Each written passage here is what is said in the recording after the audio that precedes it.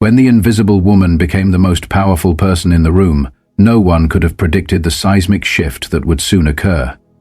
It was an ordinary day at Hawthorne & Beck, a bustling corporate headquarters in downtown Dallas, Texas, where every morning the office erupted with the energy of the early rush. Executives hurried through glass corridors, briefcases in hand and phones pressed to their ears, while boardroom discussions and the clatter of keyboards provided a constant backdrop to corporate ambition. Yet, amidst this relentless pace, one figure went unnoticed. Evelyn had always been invisible to them. Every morning, without fail, she slipped through the side door as quietly as a shadow, pushing her well-worn cleaning cart along with the measured grace of someone who had perfected the art of unobtrusive diligence. Clad in her dark green uniform, a garment she wore as though it were a suit of armor, Evelyn's face remained calm and unassuming. Her eyes, steady and watchful, betrayed none of the inner storm that had long been brewing beneath the surface. To the executives, she was nothing more than the cleaning lady, the person who wiped their desks, emptied their trash cans, and, on rare occasions, exchanged polite nods with those who bothered to acknowledge her existence. For years at Hawthorne & Beck, a thriving corporation in the heart of Dallas, Evelyn, now in her mid-50s, had grown accustomed to the routine of being overlooked. She had learned to ignore the dismissive looks, the offhand jokes, and the whispered remarks that followed her every step. In the dim recesses of boardrooms and hushed office corners, she would sometimes catch snippets of conversation. Comments like, "She's not even doing anything right now," or, "I don't know why they even hire her," uttered when no one else was listening. Yet Evelyn never allowed herself to react. Instead, she kept her head bowed and her hands busy, methodically completing each task with quiet resolve. What no one in that office knew, however, was that behind her unassuming exterior lay a secret so potent that, if revealed, it would shatter the very foundation of the corporate world around her. That morning, as the first golden rays of sunlight filtered through the floor-to-ceiling windows, Evelyn began her work. She moved methodically through the corridors of Hawthorne & Beck, polishing the pristine glass doors until they sparkled like mirrors, and vacuuming the thick plush carpet of the lobby with the care of an artist. She arranged the cluttered desks of busy employees who, in their haste, left behind towering piles of paperwork, treating each task as if it were an essential piece of a grand, unspoken ritual. Despite the hum of conversation about big deals, promotions, and upcoming projects that filled the air, there were moments when Evelyn's work was punctuated by a quiet observation of human nature. Today, as she wheeled her cart down a brightly lit hallway, the murmurs of corporate ambition faded into the background when a particular conversation caught her attention. It was not that she intended to eavesdrop, it was simply that the voices were so loud and laden with arrogance that they were impossible to ignore. One executive, his tone smug and self-assured, remarked, "The shareholders' meeting is next week and we've got nothing to worry about. The board loves the numbers and the CEO is untouchable. No one in their right mind would dare challenge him." For a moment, Evelyn paused, her hand tightening around the handle of her cart. She knew precisely what they were failing to see. They had no inkling of the monumental error in their thinking, of the potential for change that was quietly building in the margins of their carefully curated world. But Evelyn did not dwell on this thought for long. There was work to be done, and she had to be ready for what lay ahead. Hawthorne & Beck prided itself on its sleek, modern image. Its headquarters, a towering glass edifice in the middle of Dallas, was featured in numerous business magazines as a symbol of corporate success and innovation. Yet behind those gleaming facades lurked a far less glamorous reality. Inside, the culture was ruthless. The higher one climbed in the corporate hierarchy, the less one seemed to care about the human cost paid by those below. Over nearly a decade spent silently navigating the hallways and observing boardroom antics, Evelyn had seen promotions granted not to the most capable, but to the loudest voices. She had witnessed whispered deals struck behind closed doors and seen colleagues scapegoated for mistakes they could never have prevented. Then there was Alan Greaves, the COO, a man whose very presence exuded both authority and arrogance. Alan ruled by fear. His booming voice filled every meeting, and his sharp, cutting remarks could silence even the boldest executives. To him, success was all that mattered. People were mere tools to be manipulated in his relentless quest for profit. Evelyn had heard his sarcastic comments time and again, comments that reduced employees to mere objects. Once she had overheard him sneer about an older secretary. "Why haven't we retired her yet? It's not like she's adding any value." Such callousness was not confined to words alone. It permeated the very policies and practices of the company. Bonuses for lower-level staff were quietly slashed, even as the leadership celebrated record-breaking profits. Rumors of inflated expense reports, shady client dealings, and the silent termination of whistleblowers who dared to speak up circulated through the halls, all of which left the vulnerable cleaning staff and many others bearing the brunt of a culture steeped in exploitation. One incident, seared into Evelyn's memory, was particularly vivid. A young intern, full of nervous energy and fresh hope, had accidentally spilled coffee on the marble floor near Alan's office. The intern froze, terror etched across his face, as Alan rounded the corner with a thunderous exclamation. "Are you kidding me?" In that charged moment, Alan's eyes had darted to Evelyn, who had just walked past with her mop and bucket. "Clean this up," he had barked, as though assigning blame for the intern's mistake to her. The poor intern apologized profusely, only to be waved off dismissively by Alan. In his eyes, people like Evelyn and that frightened intern were nothing more than background noise, insignificant extras in the grand scheme of corporate operations. Over the years, countless such moments had accumulated, each one chipping away at Evelyn's dignity and adding to the heavy weight of invisibility she had been forced to bear. Yet Evelyn was not one to crumble. Instead, she allowed these moments of disrespect and neglect to fuel her resolve. Each slight, each instance of unacknowledged hard work was stored away as ammunition, quiet evidence of the exploitation that underpinned the company's glittering facade. Though those around her might have overlooked her silence, to Evelyn every unspoken slight was a clarion call to action. She was always watching, always listening, and the more she observed, the more she came to understand that Hawthorne and Beck's success was built on a foundation of human cost and neglect. But Evelyn was not content to simply document these injustices. She began to quietly plan. In the hidden recesses of her mind, she started to assemble the pieces of a strategy that would one day shake the very foundations of the company. For years, Evelyn had guarded her secret closely, not out of fear, but as a calculated strategy. She was not merely the cleaning lady. She was the largest shareholder in Hawthorne and Beck. This revelation, which few could have ever imagined, had come to her following the unexpected passing of her late husband, Martin. In his lifetime, Martin had been a quiet investor, accumulating shares in the company when its potential was dismissed by others. By the time of his death, his modest investments had grown into a controlling stake. Initially, Evelyn was overwhelmed by this newfound power, unsure of how to wield it. She was not a corporate strategist, she was simply Evelyn, a woman who had raised 2 children, overcome life's many challenges, and found comfort in routine. Yet, as she continued her unassuming work in the company's halls, she came to realize that being invisible was, in fact, an extraordinary advantage. It allowed her to observe without being noticed, to listen without drawing suspicion, and to learn everything about the people who thought they ran the company, the people who thought, and thought. The moment that finally pushed Evelyn over the edge came on a routine evening shift.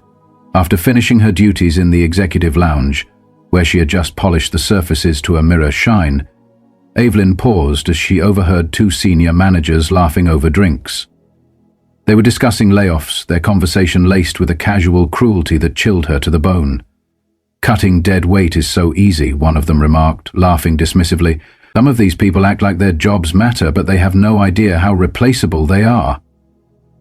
Evelyn stood frozen behind a partially open door, her hand clutching the cleaning cloth tightly.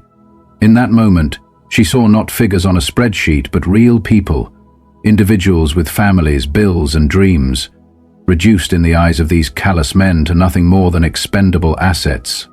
That night, Evelyn returned home and sat at her small kitchen table with a steaming cup of tea and a notepad.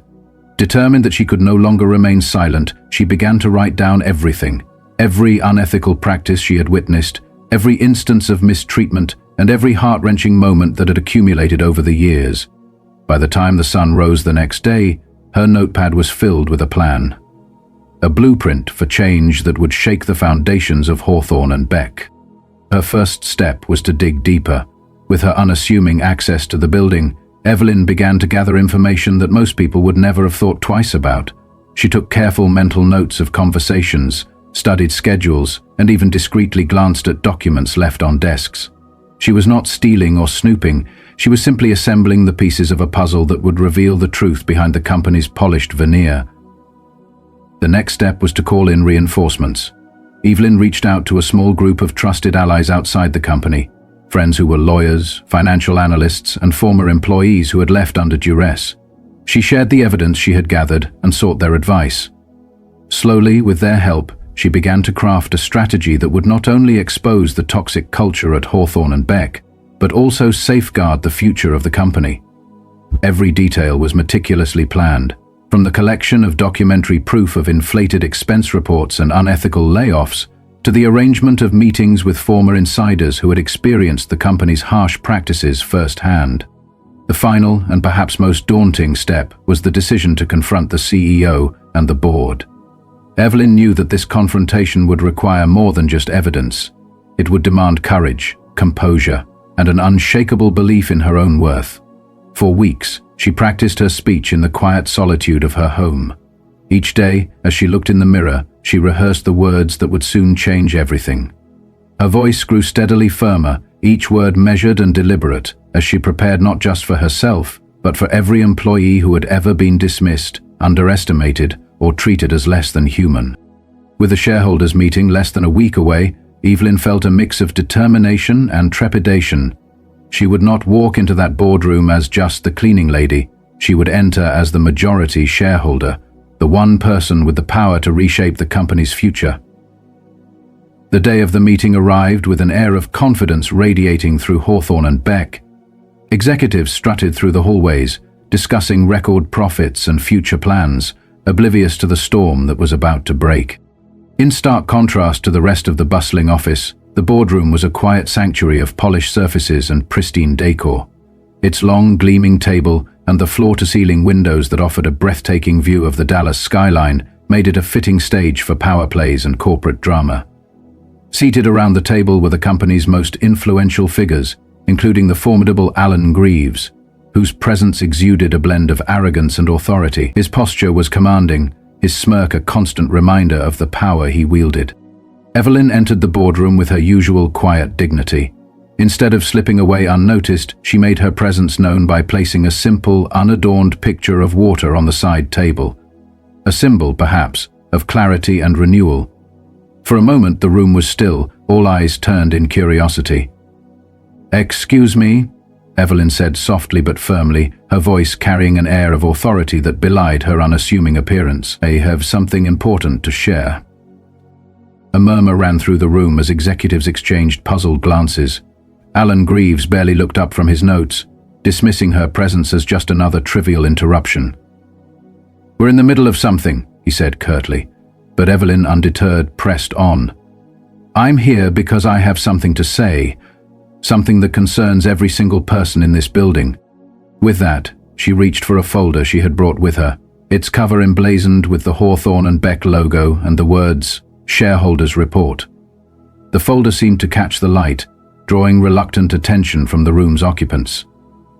"For years I have watched this company thrive on the backs of people you refuse to see," she began, her voice unwavering. "I've witnessed employees mistreated, ethical boundaries crossed, and profits prioritized over humanity, and I have remained silent until now."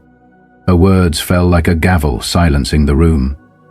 "I have gathered evidence, proof of inflated expense reports, unethical layoffs, and harassment complaints that have been hidden away for far too long. I hold the power to change the course of this company, and I am using it today." An audible gasp rippled through the room. Alan Greaves' confident smirk faltered, and a tense silence ensued as the board members absorbed her revelation. "You're joking," Greaves finally stammered, his voice unsteady. Evelyn met his gaze with a calm that belied the storm raging inside. "No, Mr. Greaves," she replied coolly. "I am not joking. I have spent years gathering this evidence, and I have every right to use it. I am the majority shareholder of Hawthorne and Beck, and today I am firing you." The shock was instantaneous. The room seemed to tremble as if struck by lightning. Greaves' face paled, and his once commanding demeanor crumbled before the overwhelming evidence laid out in that folder. One by one, the board members scrutinized the documents. Murmurs of disbelief turned into hushed confirmation as they realized the extent of the unethical practices that had been swept under the rug. But within minutes, a vote was called, and the decision was unanimous. Alan Greaves was removed from his position. Security swiftly escorted him out of the building, his protests falling on deaf ears. Standing in the now silent boardroom, Evelyn's posture was impeccable, her expression serene. The very people who had once dismissed her now regarded her with a mixture of awe and guilt. Yet Evelyn was not seeking their approval. She had a far greater mission. The news of Greaves' dismissal spread like wildfire through the corridors of Hawthorne and Beck, transforming murmurs of indifference into voices of respect and even admiration. By the next morning, the entire office was abuzz with speculation. How could the cleaning lady, quiet, unassuming Evelyn, have been the majority shareholder all along? Whispered one employee, while another remarked, "She's changed everything." But Evelyn did not bask in the newfound spotlight. The next day she returned to work not with a mop and bucket, but with a clipboard and a clear, determined plan for change. She had not come merely to fire a toxic CEO, she had come to transform the very future of the company. Over the following weeks, Evelyn worked tirelessly, implementing sweeping reforms. She began by ensuring that the overlooked employees, the cleaning staff and every worker whose contributions had long been ignored, were finally recognized. Raises were granted, benefits improved, and a new policy was instituted to ensure that every complaint of harassment or discrimination was handled with transparency and urgency. In a groundbreaking move, an independent third-party watchdog was introduced to monitor HR practices and hold the company accountable. Evelyn also set her sights on changing the toxic corporate culture that had been allowed to fester under Greaves' leadership. No longer would the board, once complicit in unethical practices, be able to hide behind polished presentations and inflated profit margins. Evelyn instituted regular training programs focused on ethics, inclusion, and employee well-being, ensuring that every member of the company, regardless of their role, felt seen, heard, and valued. In addition, she organized town hall meetings, inviting employees from every level of the organization to share their experiences and ideas. She listened intently, took careful notes, and encouraged an open dialogue that fostered a sense of unity and shared purpose. One afternoon, while making her rounds through the office, Evelyn was stopped by a young intern, the same intern who had once spilled coffee near Greaves' office, trembling in fear. "Thank you," the intern said sincerely, his voice barely above a whisper, "for everything you've done to change this place." Evelyn smiled warmly. "No," she replied gently. "We've changed this place together." Outside the building, as the Dallas skyline glittered in the late afternoon sun, Evelyn took a moment to reflect. Standing before the towering glass structure, she recalled the countless times she had been invisible, overlooked, dismissed, and underestimated. Now, she had done what many had thought impossible. Her actions were not simply about firing a corrupt CEO or exposing hidden corruption. They were a declaration that every individual, no matter how unseen, possessed the power to enact profound change. Through her resilience, patience, and unwavering integrity, Evelyn had shown that the quiet strength of an individual could triumph over arrogance and greed.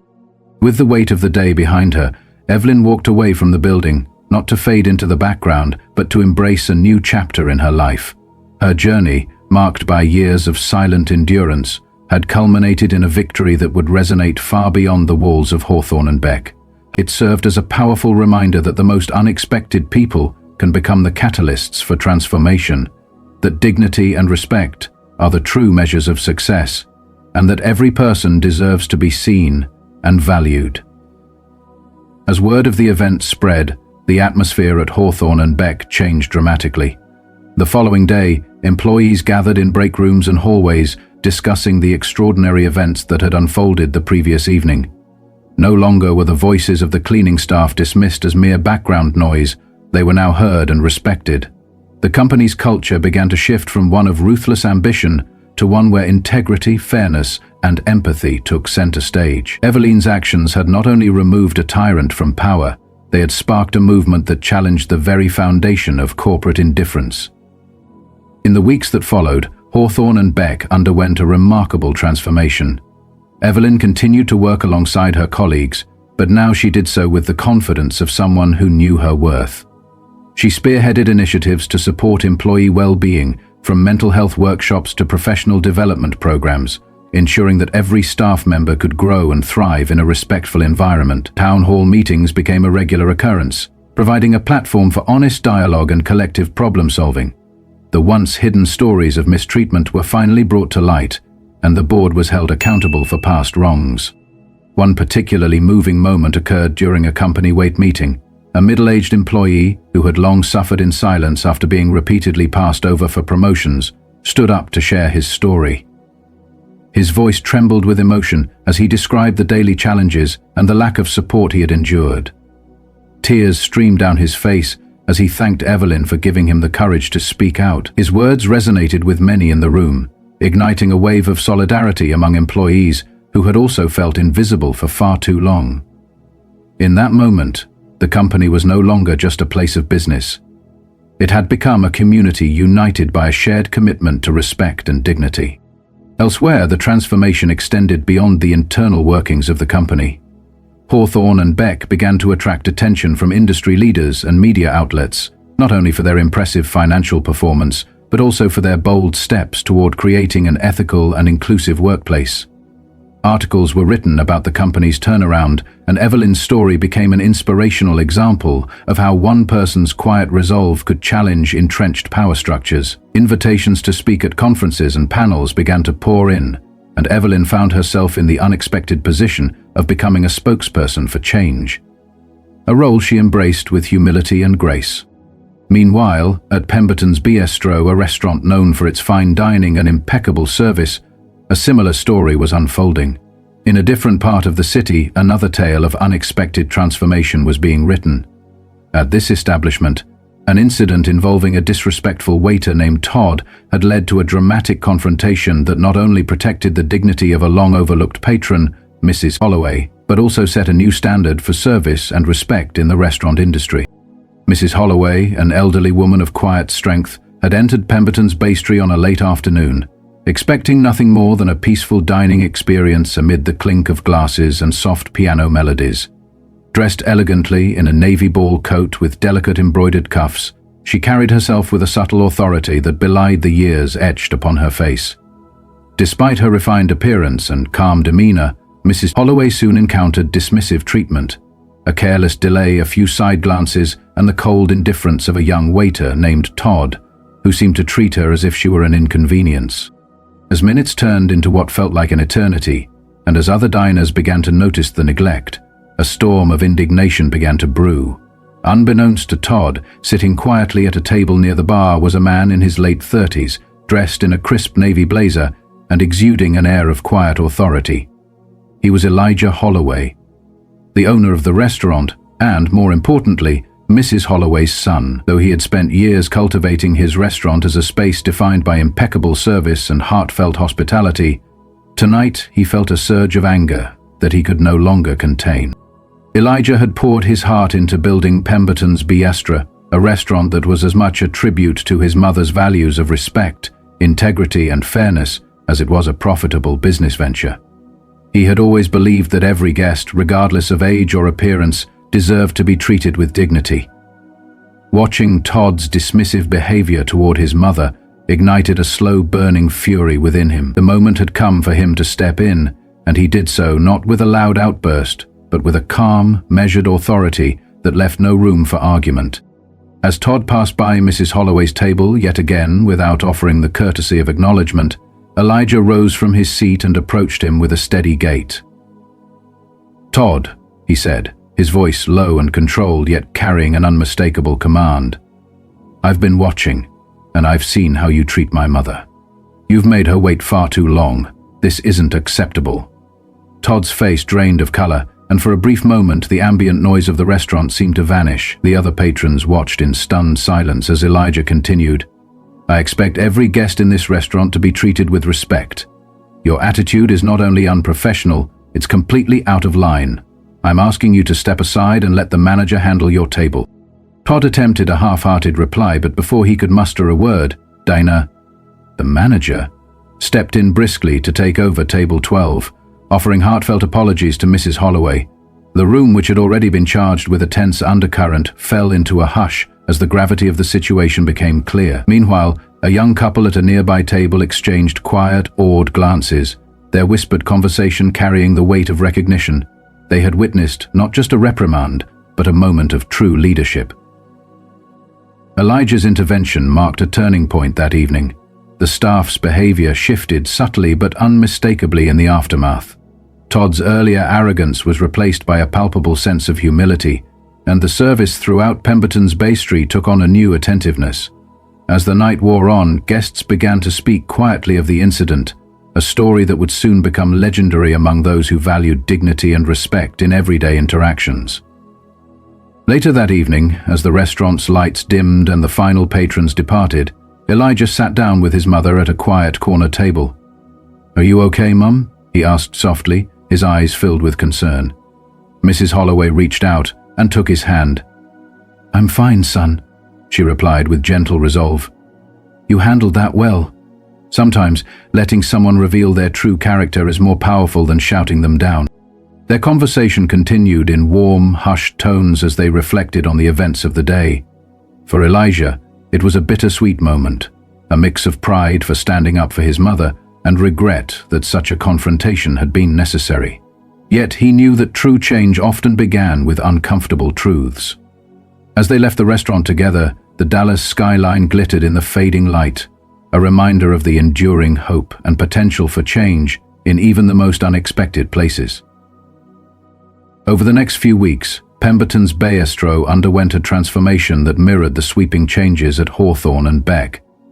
Elijah instituted new training programs, emphasizing empathy, respect, and inclusivity, ensuring that every staff member understood the value of treating each guest with dignity.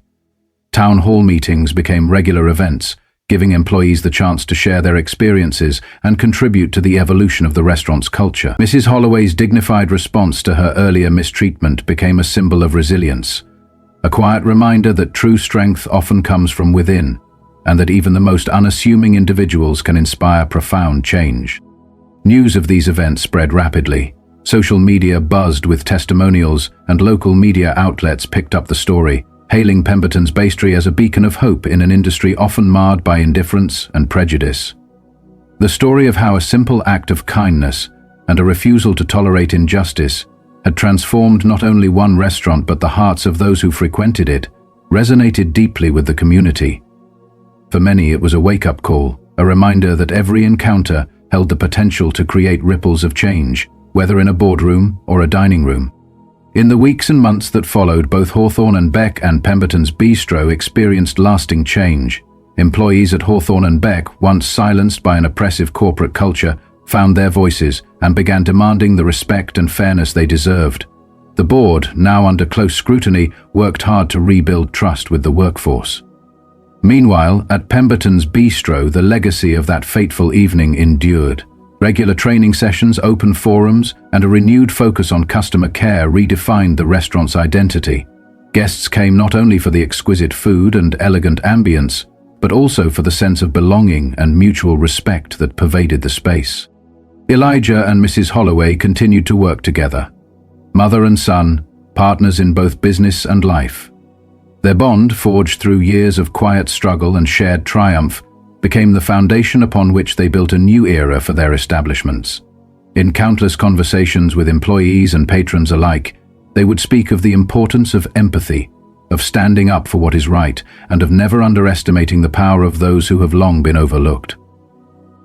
As the months turned into a year, Evelyn's quiet revolution at Hawthorne and Beck, and the parallel transformation at Pemberton's Beastro, began to inspire a broader movement within the corporate world and the restaurant industry. Conferences were held on ethical leadership, and both companies received accolades for their commitment to fostering inclusive and humane work environments. The once dismissed voices of the cleaning staff and lower-level employees were now heard loud and clear in discussions about corporate reform and social responsibility. Through it all, the legacy of those early confrontations endured. Every time an executive glanced at a newly polished glass door, every time a server approached a table with genuine warmth, they were reminded of the day when an invisible person, hidden in plain sight, had stepped forward and changed everything. The stories of Evelyn, Mrs. Holloway, and Elijah became a cherished part of the company lore, a testament to the fact that the smallest voice can, in time, become the loudest call for justice. And so, as you listen to this story, ask yourself, what would you have done in that moment? Would you have let the injustice pass by, or would you have stood up for those who are too often ignored? The narrative of Hawthorne and Beck and Pemberton's Beastro is not just a tale of corporate change. It is a reminder that in every corner of our lives, we have the power to choose dignity over indifference, compassion over cruelty, and justice over apathy. If you found this story inspiring, let it serve as a beacon in your own life, a reminder that change is possible no matter how invisible you might feel. Like, share, and subscribe for more stories that prove the power of resilience, empathy, and unwavering integrity. Together we can build a world where every person is seen, every voice is heard, and every act of kindness paves the way for a better tomorrow.